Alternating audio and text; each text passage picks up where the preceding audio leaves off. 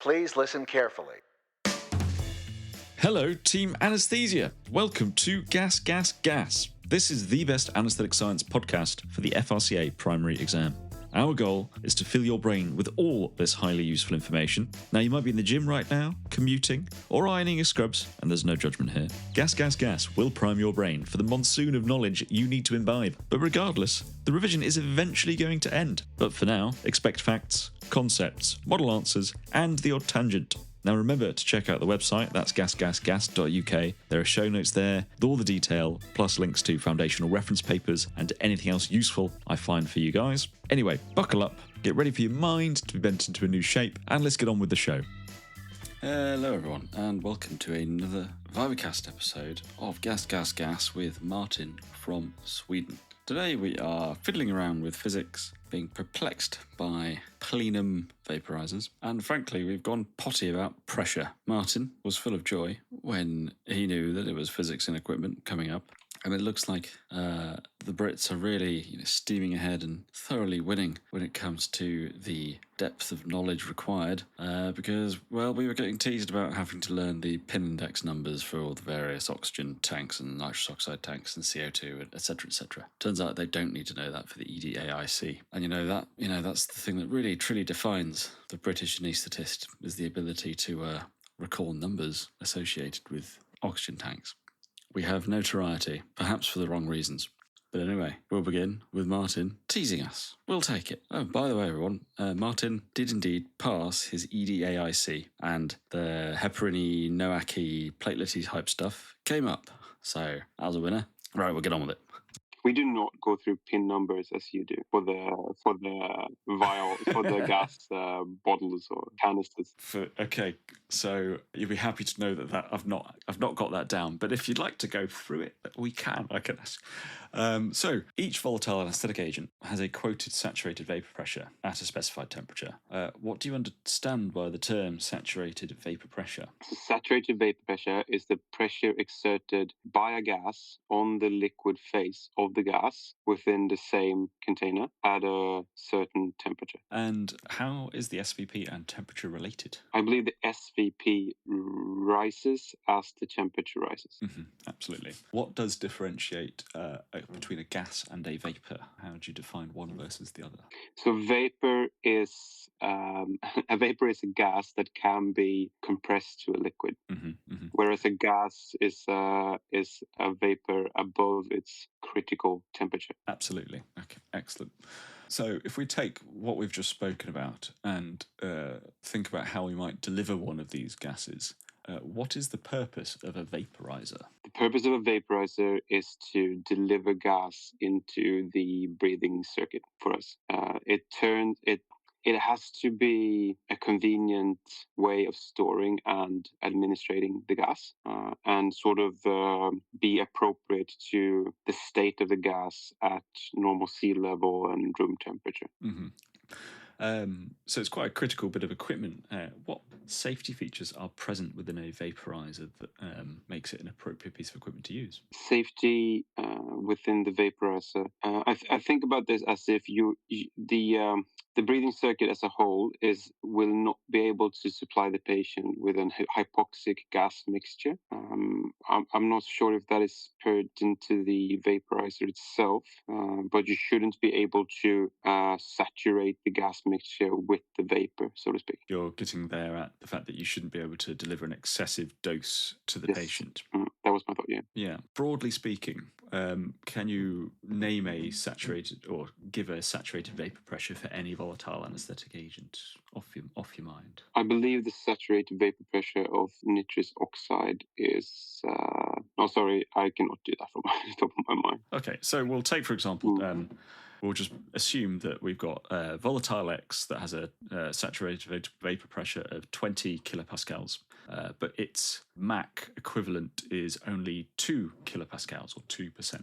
If you were to just tip some volatile into your anaesthetic breathing circuit, what would happen? I'm not quite sure what you're getting at here. Okay. Sorry. No, it's fine. what I was trying to get at is a vaporizer delivers a controlled concentration that might be well below that of the saturated vapor pressure that a volatile anaesthetic agent would want to be. If you just spilt it all around the room, you'd have a much greater fraction of volatile. So it keeps the fraction lower. Yeah, it controls how much it would actually let into the circuit, so it wouldn't be an unsafe level. So, for example, sevoflurane, if I just sloshed it around the room and it vaporized and filled the room to the SVP at room temperature of sevoflurane, I think that's like 23 kilopascals. So that's a 10 times overdose. Probably kill me. I've never thought of it that way. That's very illustrative for what happens if you don't have the vaporizer. Yeah. Absolutely, yeah. So it gives a safe dose. But the virtue of it now coming sort of back to slightly more exam flavoured. What's the benefit of having a volatile anaesthetic agent with a saturated vapour pressure so in excess of the actual anaesthetic dose of that volatile agent? What is the advantage of having a saturated vapor pressure? Sorry, a gas with a saturated vapor pressure that's higher than what you want to give to the patient? I would say that means that you don't have to use as much, I guess. And you could administer other gases within your mixture as well.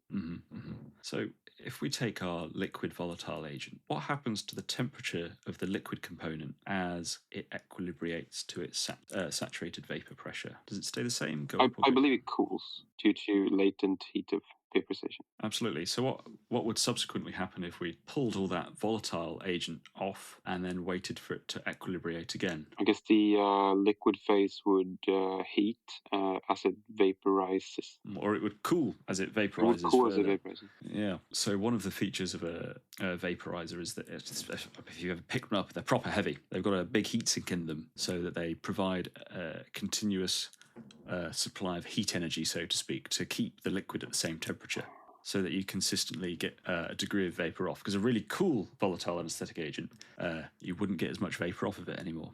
I get it, yeah. Because it's so cool that it's not evaporating, so to speak. So you keep it at a constant temperature for it to reach closer to its saturated vapor pressure. Because as it cools, it'll release less volatile, and then you'd have a diminishing amount of volatile anaesthetic agent available in your circuit. So there's temperature compensation built in. Right, and that's also alludes to your previous question, right? Why it's good to have a volatile with a high SVP. More room for manoeuvre if you're pulling large quantities off. Because the really old-fashioned vaporizers, they were heated with a flame to keep them warm enough so that you had a more constant availability of volatile. The once upon a time really old school stuff. So we've got a little bit off-piste there. Anyhow, time for a brief mention about the sponsors of GasGasGas, Teach Me Anaesthetics. These guys are behind an excellent single best answer question resource. Firstly, I took the joyful, challenging and intermittent bashing through their 1100 plus questions which they have written for the FRCA primary exam. Now I secretly loved it, and there are plenty of questions to test your knowledge. When I was studying for the FRCA primary, it did not exist, but there were other packages online. These cost a lot more, and they didn't really seem to reflect the content of the exam.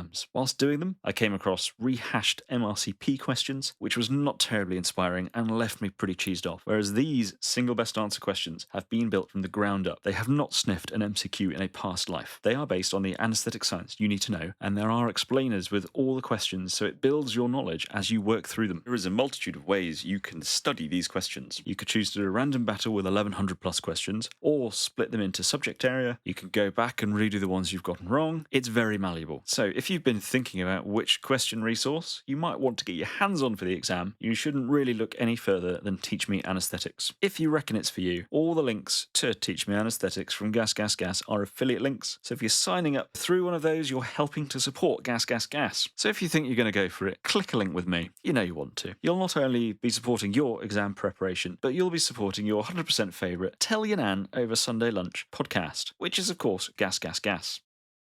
Coming back to your anaesthetic gas vaporizing device, we've spoken about how it's got copper in it that compensates for temperature. What other safety features are present in that vaporizer to make sure that you don't do something stupid with it, so to speak? I believe there's a gas. There's a system for measuring contents of the gas within the vaporizer itself. But I am to admit that the technical part of vaporizers is my Achilles heel at the moment. Okay, cool. So we can just take a second to talk about it, if you like. Very much so, yes. So have you ever filled a vaporizer? Poured SIVO into the vaporizer, yeah. Yeah. But what if you had an isoflurane bottle? Could you get that in? It doesn't fit. It doesn't fit. Safety feature. Okay. So it's gas specific, so that you can't. Right. Yeah, because whilst you certainly could put isoflurane into a sevoflurane vaporizer, you would not be able to so accurately deliver to the patient because the dial wouldn't relate to the SVP, etc. of isoflurane compared to SIVO. We've talked about how pulling off vapor leads to the vaporizer cooling and how there is a big lump of copper in there, acts as a bit of a heat sink to try and modulate that. But there's also another method of temperature compensation beyond that, because as we've alluded to, if we were to just give sevoflurane tipped on a rag and shoved on a face, it would be a massive overdose. So if you have 10 litres going through that vaporizer, and we'll use 20 kilopascals as an example of the SVP because it makes it easy. We only need if we've got 10 litres going through it and we want to achieve 2%, we don't need all those 10 litres to be fully saturated. So they have a bypass. So most of the gas bypasses, and only a certain fraction of the gas enters the chamber in order to... Yeah, this I've seen in diagram, now that you're talking about it. Yeah. And there's a bimetallic strip that slightly shifts to alter the fraction of gas going through the vaporizing chamber. That bimetallic strip, because it's two metals with different coefficients of expansion, changes based on heat to modulate how much gas fraction you need to go through to compensate for the temperature. So that is like a really neat way of handling the different room temperatures that a theatre complex might be. And there's often an anti-spill mechanism, so if you tip it upside down, you're not going to slosh volatile out of the chamber into the bypass, because you wouldn't want to inadvertently deliver a full dose of sevoflurane in this situation. You wouldn't want it entering the bypass chamber and then filling your circuit. Those are the chief ones. And then in terms of achieving adequate maintenance of that SVP in that chamber, there are baffles and wicks and all sorts of other things to increase the surface area in the chamber to try and maintain the SVP at or near the maximum achievable at room temperature, so that it's extracting the perfect amount to your patient. And I think you alluded to gas analysis is a safety feature of delivering volatile anaesthetic, isn't it? Because you know how much is going in and out of your patient, and therefore that is a safety tool that's secondary to the vaporizer but critical in your circuit to be sure. It's not in the vaporizer. I just realized that my technical knowledge of vaporizers needs to be touched upon. Yeah. I need to touch up on that. Yeah, it's interesting because I don't think anyone would really ask you, how does a syringe driver work? No, they just really like the vaporizer, don't they? Yeah. But, good thing we have this chat 11 days before my exam, not the day before. Absolutely.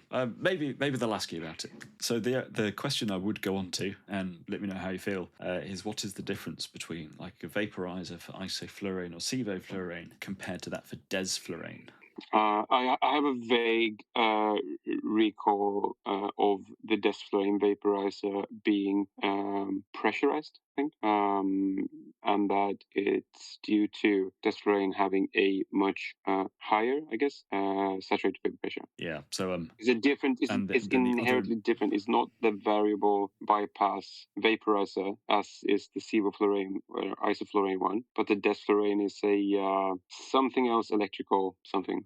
Yeah, it injects fully saturated desflurane into your fresh gas flow because A, the saturated vapor pressure is really high, but B, its boiling point is really low. So the boiling point of desflurane is quite near room temperature, and therefore, if it was in a SIVO vaporizer, if it was in a cold room, you would get less desflurane than in a hot room. In a hot room, it would boil off. So a desflurane vaporizer is plugged in and heated so that it does cause the desflurane to boil off, so to speak, and therefore it can more readily control the amount delivered because it just accepts, well, it's better it being hot than us being not sure, and and then we will control how much we inject based on what's dialed and the flow rate that the vaporizer is picking up. I've only ever seen them once or twice because they have been decommissioned in all of Sweden, I think, now. Excellent. Yeah, the UK has achieved that, I think. But I still remember a few years ago, some consultants were like holding onto their desflurane vaporizer with white knuckles. But yeah, I think we've concluded that we prefer polar bears than desflurane. Okay, yeah, so that's something to go away and have a read about. Oh, and there's an interlock mechanism. So you can't have both vaporizers on at once if you've got a SIVO and an ISO. One will, it pushes out a little bar that stops the other one from being able to be rotated, depending on your configuration of equipment. That's perhaps more I think we'll have less of these questions as more and more people move to TIVA, but they could step from a conversation on volatile anaesthetics to thermodynamics and do the Zeroth and the 3 laws of thermodynamics and how, that heat loss leads to a cooler thing and therefore less available molecule, etc., etc. I also believe the, which you have alluded to before, the compartmentalized thinking of delivering gases is very much applicable to the TIVA TCI. Like, it's sort of the same pharmacological mechanism behind it. Yeah, absolutely. I think it's a great way to, because when I first started, I was like, multi-compartmental models, vessel-rich, vessel-poor groups, don't understand this at all. But when I realised that actually doing a volatile anaesthetic for a bum abscess, you actually see all of this in action if you just allow yourself to think about it. It started to make a lot more sense. It's cool. Yeah, I think that's the best way to go about understanding compartmental models, is that your anaesthetic machine is part of a big compartmental model with the patient. Just do a sevoflurane anaesthetic and watch them get stuck at 0.2 Mach, right? Absolutely. And then you're like, ugh, getting bored. I just sit down now. Just wait for the patient to wake themselves up. So that was the last Vivacast episode with Martin from Sweden, although he is definitely going to come back. He needs to do his victory lap, having passed the exam, and he's hopefully going to impart a little bit of wisdom about the whole experience for those folk who are going to be coming to the joys of sitting the EDAIC. That's enough from us. Have a lovely weekend. Cheerio and goodbye. Ahoy, Team Anaesthesia! You've survived yet another episode of Gas, Gas, Gas. Now, if you found it useful or harrowingly awful, please like and subscribe, drop us a star or 12, and follow with whichever podcast platform you find yourself using. Please leave a comment or ping off an email if you think I need to square something away. Now, there are a bunch of ways to support the costs of Gas, Gas, Gas. From buying me a coffee, to venturing forth via an affiliate link, to the horde of joyful SBA questions from Teach Me Anaesthetics. Those links are on the website and in the show notes. Speaking of website, definitely check out gasgasgas.uk for the show notes, the diagrams, the details, the references. Now, we all know, guys, that this is a bucket of content to consume, and it is like drinking from a fire hose. So I want to finish by saying, take it day by day, don't overcook yourself, don't freak out, and keep studying.